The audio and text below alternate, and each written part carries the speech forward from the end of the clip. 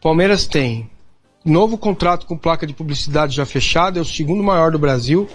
Palmeiras já colocou 63 milhões no bolso de adiantamento das cotas de TV.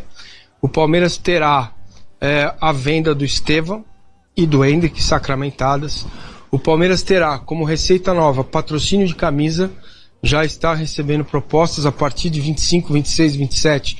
O Palmeiras terá valores novos, pode ser que seja a mesma marca, né? Pode ser que seja a Crefisa, mas pode ser que não, ok?